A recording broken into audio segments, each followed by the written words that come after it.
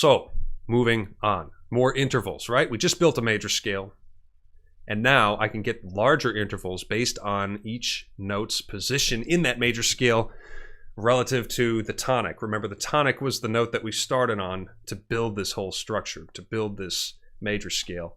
And now each note gets its own place here. And so when we talk about intervals in major scale land, each interval is going to get a number based on its position and a quality.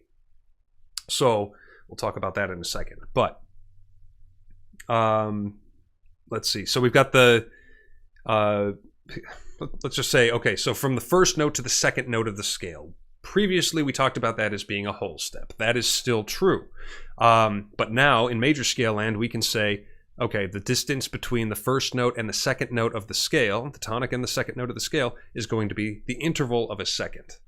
So we're calling that a second. Same thing with the third, right? So the distance between the first note of the scale and the third note of the scale is now going to be known as a third. So if I played C going up to E, for example, that's the interval of a third. Or a fourth. First note going to the fourth degree of the scale. Or the fifth. Or the sixth. Or the seventh. Or finally what we could call the eighth, but we refer to as the octave, right? Think about that word, right?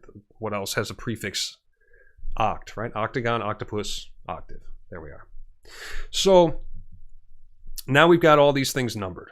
That's swell. They also all have qualities, right? So the quality is either major or perfect when we're talking about notes strictly from the major scale. So you are either a major interval, as in the second, the third, the sixth, or the seventh. Those are all our major intervals. Or you're a perfect interval. And so there's one that's not listed here. That would be unison. So that's as if I had two voices that were, playing the same note in the same register. So if I had, what's an example of unison? So if I had, say, a C note here, oops, put the volume up. If I had a C note here and one here, those are the same notes.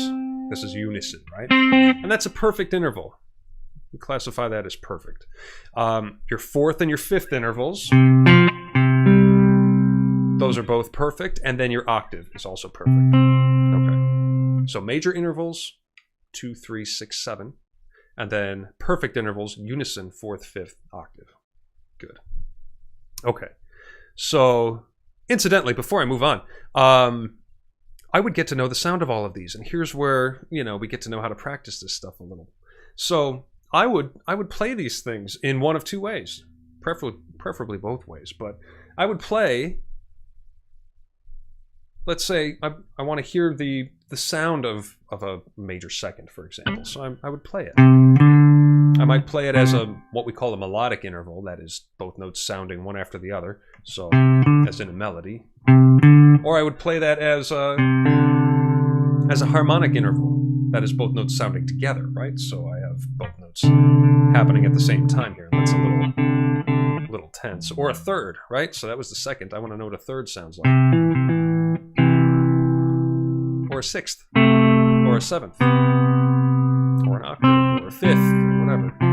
So, getting to know these things, and I can write some of that down, I think. I should make myself a note. I'm going to do that. So, major scale interval.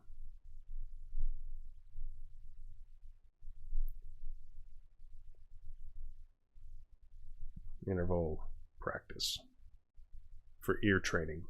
Ear training is the ability to identify things by ear as they go by. That doesn't necessarily require perfect pitch or anything like that. You don't need to be able to drop your keys on the table and say, oh, that's a C sharp.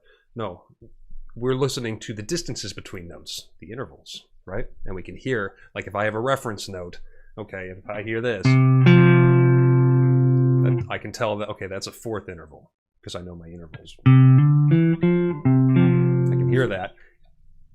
And you can start to identify things that are happening by ear, which is pretty valuable for an aural skill like music. let's see. Moving on. Okay, so I can alter any of these intervals.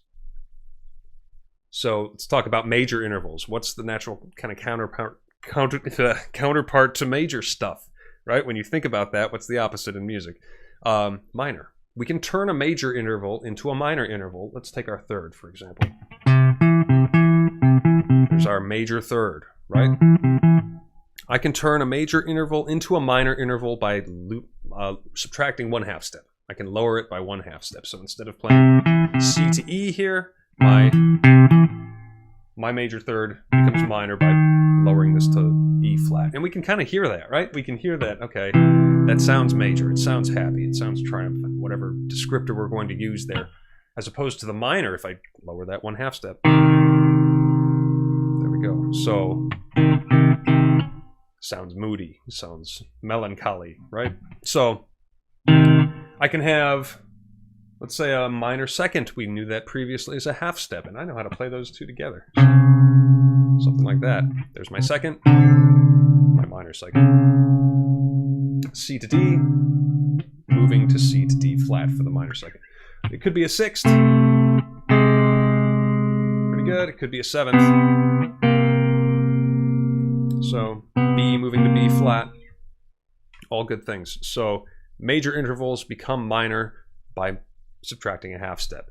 Likewise, our perfect intervals can also become altered. At least we have a different word for it. It's called diminished when I lower it a 1/2 step. So if I had a 5th, for example, that's a perfect interval according to this.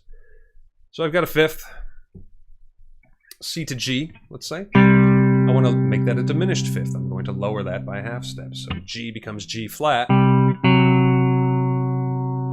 Pretty cool. That's your George Lynch sound.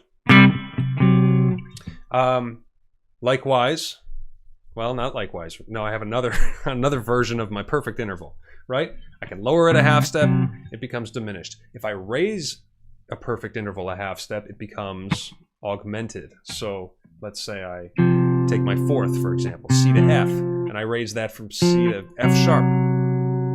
That's a perfect, or I'm sorry, a augmented 4th, right?